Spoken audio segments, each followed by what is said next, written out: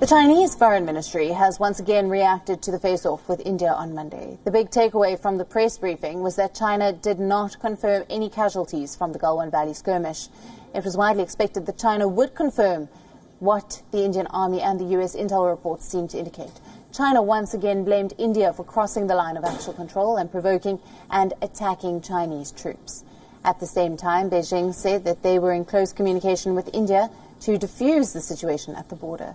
According to reports, talks are underway at both military and diplomatic levels. The Foreign Ministry spokesperson also said that China does not want to see any more clashes with India. Listen in to the Chinese Foreign Ministry's press briefing. Recently, to ease the border situation, China and India have been in close communication through diplomatic and military channels. On June the 6th, the two border troops had commander-level meeting and reached important consensus on easing the border situation. But astonishingly, on June the 15th, the Indian troops seriously violated the consensus, crossed the line of actual control for illegal activities, and provoked and attacked Chinese personnel, which led to fierce physical confrontation between the two sides, border troops, and resulted in casualties. China has lodged strong protests and stern representations with the Indian side. We once again solemnly ask the Indian side to act on our consensus, strictly discipline its frontline troops, not cross the line, not make provocations, and not take unilateral actions that may complicate the situation. The both sides agreed to resolve this related matter through dialogue and consultation and to make efforts to ease the border situation and safeguard peace and tranquility in the border area. Situation at the China-India border.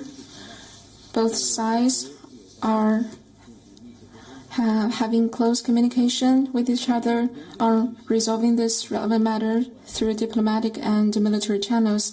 The overall border situation is stable and controllable. Chinese and Indian border troops are jointly dealing with the relevant matter on the ground. Incident happened at the Chinese side of the line of actual control, and China is not to blame for this. We hope India can work with China to this end. From the Chinese side, we do not wish to see more clashes. Professor James D.J. Brown, who is an international affairs expert, is joining us for more on this from Tokyo. Good afternoon to you, and thank you for being with us. How many lives have been lost on both sides? 20 on the Indian side and 35, according to the U.S. intelligence reports, on the Chinese side. But China is refusing to release the official death toll. Why is this? Yeah, I think that's a really interesting point, and it might actually be a positive indication. Because if China wanted to escalate this situation, if they wanted to stir up public support for a strong position, they would want to release casualty figures and thereby ensure the anger of the Chinese people. By deciding to, at the moment at least, hold back any casualty figures, that does suggest that China wants to disengage, wants to take some of the heat out of this issue. Professor, this is the biggest face-off in about 40 years, and there have been many negotiations, many meetings between the two countries on the disputed border issues. I believe there were about 23 such contested places, but the Galwan Valley is not actually a part of these disputed areas. Why has there been this issue here? I think what we can see is that this is part of a broader change in China's stance. For a long time, it was quite accurate to describe China's international position by that well-used phrase of Deng Xiaoping of hide your capabilities, bide your time. But when we look at China's actions throughout the world now, we can see that it's a very different China. It's a China that is willing to be much more provocative, which is willing to show its capabilities, and is willing to take really large-scale risks. And so I think that this incident is just another indication of, frankly, a much more aggressive China internationally.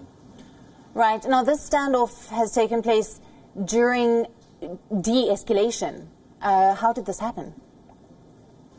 Well, all we have at the moment, and certainly for myself watching this from outside, is the two different versions, where you have the Chinese Foreign Ministry, as was just covered in your report, saying that this was India leading the provocation, with the Indian side instead saying that China had agreed to withdraw from this area. The Indian troops were going in to check that this withdrawal had taken place, to take down a structure that had been placed there, and that's when they were attacked by the Chinese side. So I think we'll have to wait a little bit to get the full details on this, because at the moment we just have those two contrasting versions.